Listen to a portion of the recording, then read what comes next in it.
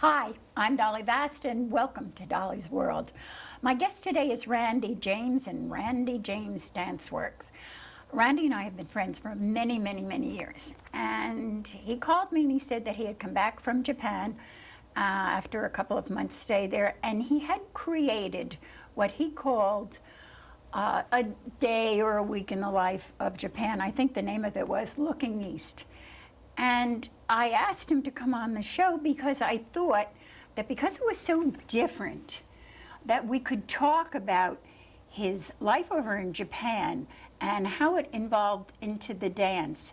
So he will be also doing a narrative of what will be going on.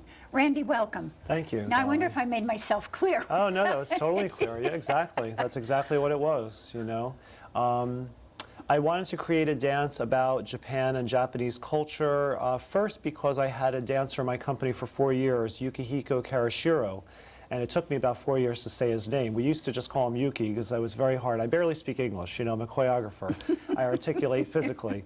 And I wanted to honor him. He had left my company, and just spending those 4 years learning about his culture and hearing what he had to say about what his life was there, it was fascinating to me. So he left my company, went back to Japan to work with his family, and he invited me to come see him there. So I spent 3 weeks, 2 summers ago there, and I was just fascinated by Japan. It was the most different place I'd ever been to in my life. I've traveled all around the world, but it was the most different place I'd ever been to. Why? The language is just, it was so foreign to my ear, you know, and when you go to Europe, you see the same alphabet almost all over, so you can kind of sound out the words. Well, they have all these symbols, so how do you sound out that symbol? You just kind of go, well, okay, that means Tokyo, and this means that, and you just kind of have to memorize it. So it was exhausting in that way, that to find my way around the city. I mean, Tokyo has like hundreds of subways. I mean, they think New York is complex. I mean, it's just amazing the different subway systems they have there. But everything's very clean. It's very organized, you know. They have the subway pushers. I don't know if you know about them. That, you know, in New York, you stand wait for the subway, and you never know where the door is going to open. Well, they have little footprints there in Japan, so you know exactly that's where you stand. Everyone lines up in a straight line. It's not like everyone pushes their way in there, but during rush hour, they have these men with white gloves, of course, because they don't want to touch you because they're very polite there, that they don't want to touch you with the flesh, that then they start pushing you into the subways because it's so overcrowded, and you know, you're getting jam-packed into these subways. But at the same time, it's a very safe place. You know, there's no crime. You could fall asleep with your laptop computer above you on the subway and wake up 2 hours later, and it would still be there. No one would ever think about taking it.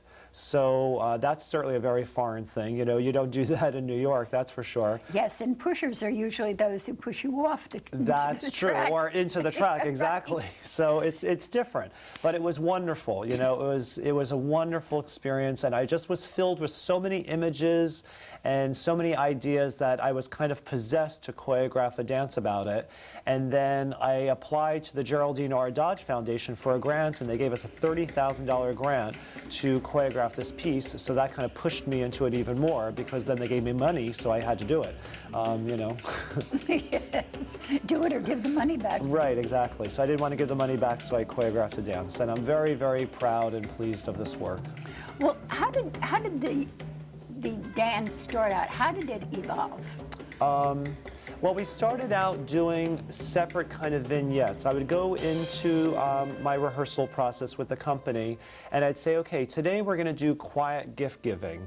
And usually in most of my work, I choreograph all the movement, but I wanted the dancers to partake in this a little bit also. So then I gave them a problem to solve. I said, okay, create a movement phrase to do with quiet gift giving, because as you probably know in Japan, if you compliment something, you're in someone's someone's house and you compliment what's on the wall, they're going to give it to you. Literally, they'll just give it to you, and they'll be really upset if you don't take it. So I was warned not to do those kind of things.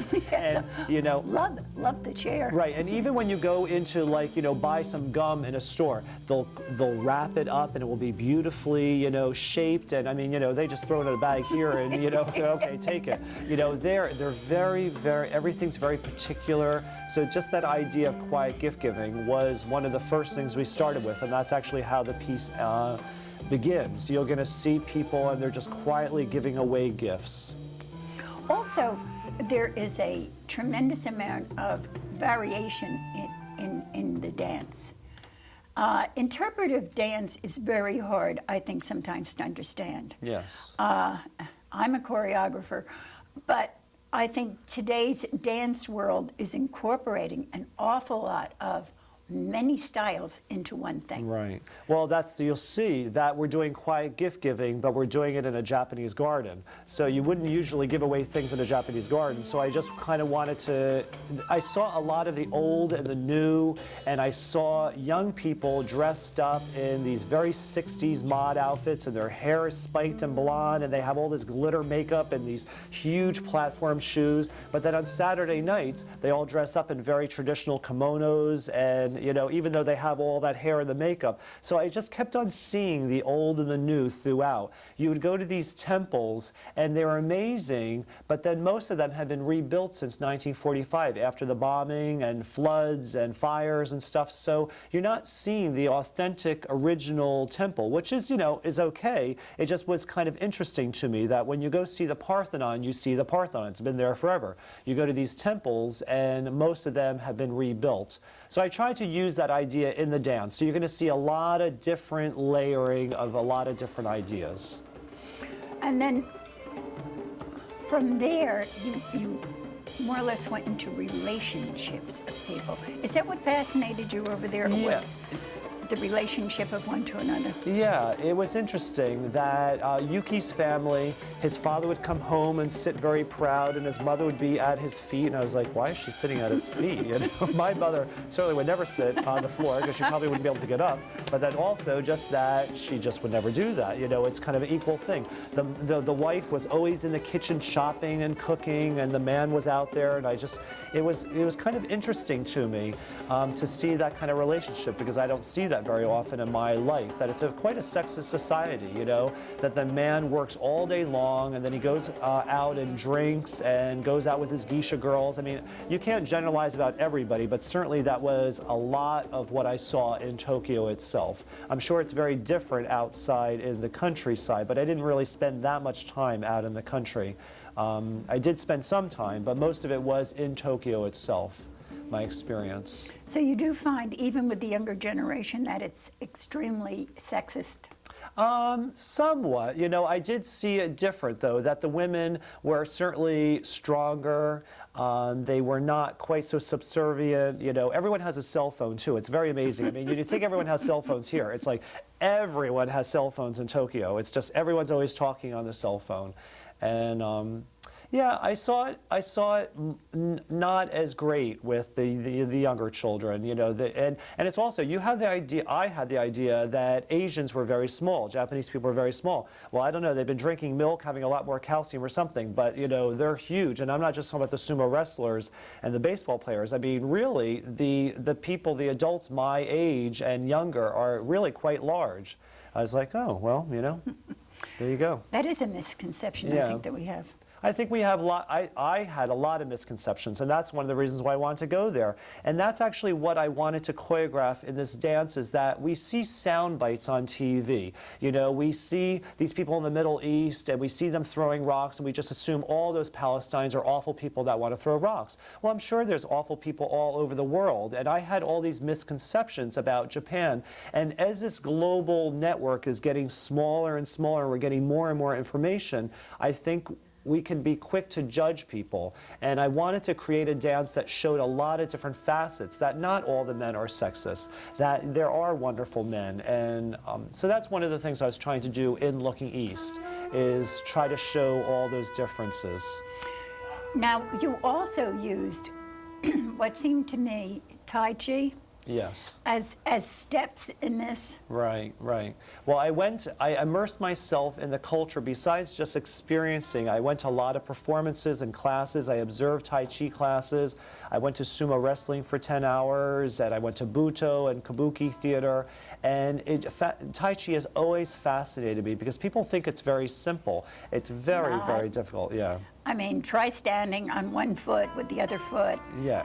out at an awkward angle. Yes. I mean, it takes a tremendous amount of concentration and physicality and control. And that was kind of what I saw in Japan, is that people are very concentrated. They're very, not to say that they're not that they don't have humor, but they're just more concentrated. They're more thoughtful. And that was kind of the whole idea of the Tai Chi and the Buto, that it takes a very long time for things sometimes to develop.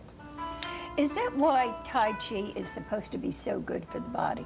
Well, I think it's because, well, I don't know. They say that it cleanses, you know, pathways, and it does, because you're working on clear pathways, you know, as opposed to just kind of, you know, all over the place the way sometimes we can be in our world. It kind of centers you and quiets things down and gets your energy flowing in a very direct, clear way. Now, the young lady who danced this, Yin Yang, yes, she's beautiful. I have to say, I mean, all my dancers are beautiful, but she is truly an amazing person, and I'm honored to have her be in my company. And she does these incredible things. She's very, very petite, and she's very skinny. And usually for petite, skinny people, they usually don't move very fast, I mean, very slow well, and they're often very brittle. But she has this circularity and this breath that you'll see that's just stunning, really stunning. well, the costuming too is extremely filmy, so it moves. Right, yeah. Well, with the costuming, I actually have 2 costume designers, and I told them that I didn't want them to speak to each other. I wanted them to just create whatever they wanted to create, and they were very, very apprehensive about that. But I thought, you know, usually when I choreograph a work, I control a lot of it. I control what the costumers are going to do, what the set's going to do, what all this is going to do, the music. But I tried to free it up this time, and I said to the composer, Jason Berg, who composed the music, I said, just write whatever you want. Just come to any rehearsal you want to. You can ask me any questions and just write whatever you want, and just bring the music whenever you want. Well, he took me at my word, and he didn't give us the music until a week before the show. I choreographed the whole thing in silence, and the dancers kept saying, when are we going to hear the music? And I said, Yes. I don't know, you know, maybe opening night if we're lucky. And it's all performed live, the music. There's a 6-piece band, and he uses lots of different instruments. And the costume designers, I just said, just make whatever costumes you want. You want to make one costume for one person, and that's it. That's what you're going to do. So they just created these costumes, and it turned out that one costume designer does the first half and one does the second half, because the first half is kind of a little bit more traditional and a little bit more kind of what people perceive Asian traditional wardrobe as being. And the second half has more abstract, sort of modern kind of costumes. And then the set designer, just to finish it off, I told John Lasseter, who did an incredibly beautiful set, I said, just create whatever you want. Just create whatever you want. And he said, well, what's your budget? And I said, well, I don't really know. And then we start out with a number, and then the budget doubled and then almost tripled, but then it's just a beautiful, beautiful set. He really creates this environment that informed the work in a very different way. So I think all those components enriched the work. And I just want to say Nancy Zulensky and Kim Lennox were the 2 costume designers, and they both created beautiful, beautiful costumes. The colors are great too. Yeah. What about now, as you said before, you went from the traditional world and then slowly moved into the modern world. Mm-hmm. And then you kind of went into what I called words. Right, right. Well, you know, one of the things that was so different and also exhausting was just hearing this foreign language. And it was so foreign to my ear, I could barely say the words, you know. I mean, I barely speak English, you know. Like I said, I'm a choreographer. I do. I remember sitting... You speak with your hands. I do. I speak with my body. That's the way I articulate. I remember in 4th grade sitting there going, oh, I don't really care about an adverb and a conjugation and a homonym and a synonym. It's just not very interesting to me. But...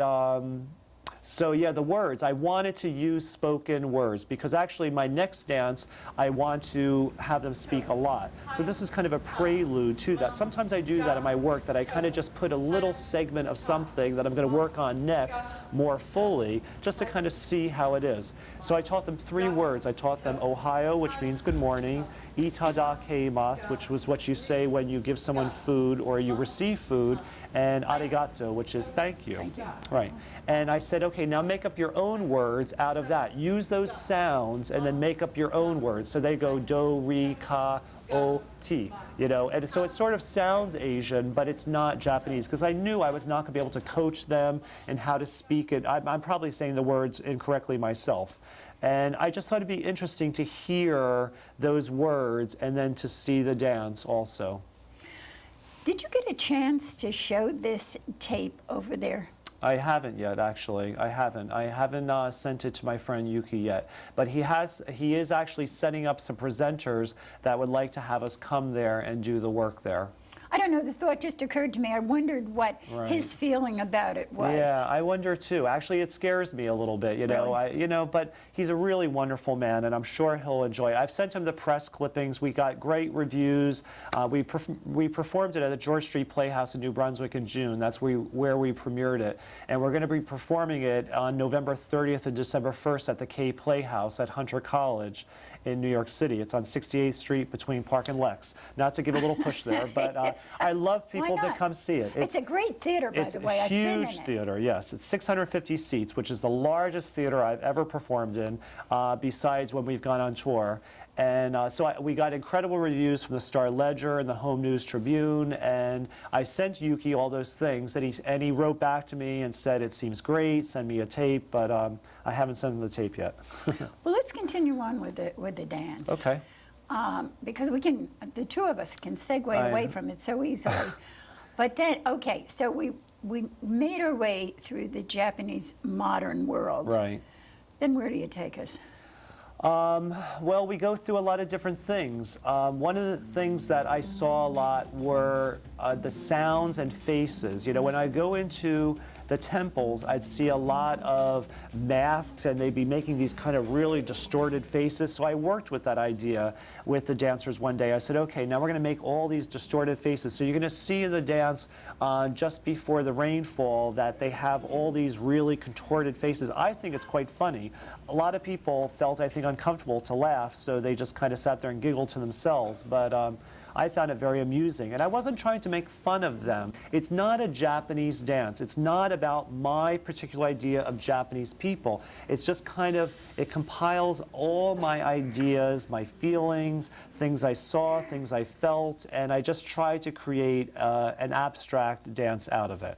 So when people see this, don't sit there and think, well, I don't see the sumo wrestling, and I didn't see the traditional thing, and I didn't see the quiet gift giving, because, you know, Martha Graham said dance should be experience, and that's what I think dance should be. You should just kind of let it roll over you, and you don't have to work so hard at it.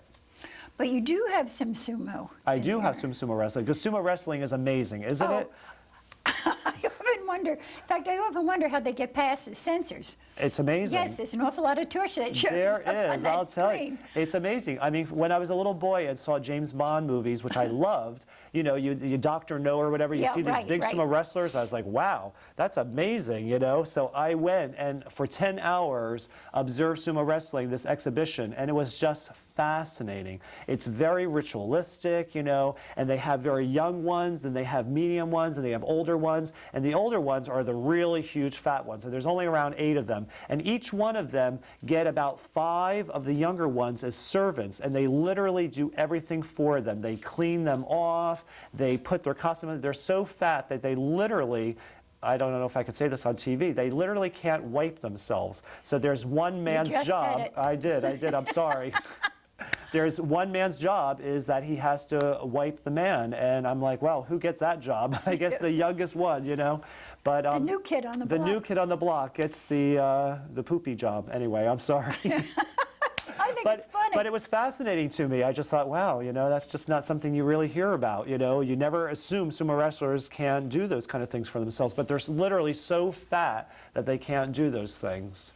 And so I found sumo wrestling amazing, really amazing. Just to watch their bodies, it's just so fascinating. But you said the actual sumo wrestling match itself was not long. Oh, takes like 5 seconds at best. The whole thing, from when they walk, it's very dramatic. I mean, you know, it's very theatrical. They walk out through the audience and they come up into the little ring area, and then they kind of start crouching down. But it's when the match starts, when they both have put both hands on the floor, and they like slap their thighs and they do these big squats, and it's amazing for how large they are, how deep they can get in plie. I mean, as a dancer, I was like, wow, they can get deeper than I can. Yeah, And, but you know, did they get up again? they do, though. That's the thing. They're really amazing. I mean, and so then that whole ritual takes like 5, 10, 15 minutes sometimes. They're kind of playing mind games with each other. And then finally, they get down, they put both hands down, and that's their cue. No one blows a whistle. As soon as both their hands are down on the floor, then they just smack each other, and they just literally just, you know, knock each other out of the ring. And that's what the whole match is. And it takes maybe 10 seconds at best. And that was like a really long one. Sometimes they'd be lunging for each other, and the person would just turn sideways, and the guy would fall on his face, and that would be the end of it. It was really very comical, very comical. But I had the cheap seats in the arena, which was really great because it had a back. Everyone sits on the floor at these matches, and I had the cheap seats, which was great because I had a back. Because 10 hours, you know, you don't want to just be sitting on cement. And I was right by the dressing area and the warm-up area, so I got to watch it because after, you know, literally I saw like about 200 matches, you know, watching that ritual got a little boring, so I could watch them warm up and kind of like being backstage, you know, to see, you know, I could peek into the dressing room and see them kind of smoking and drinking or talking or whatever, and see the real life of what it is.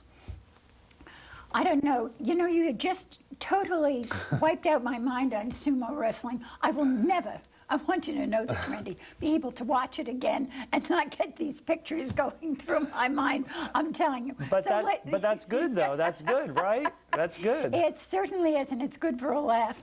Anyway, continuing on, because I know our time is starting to run out here a little bit.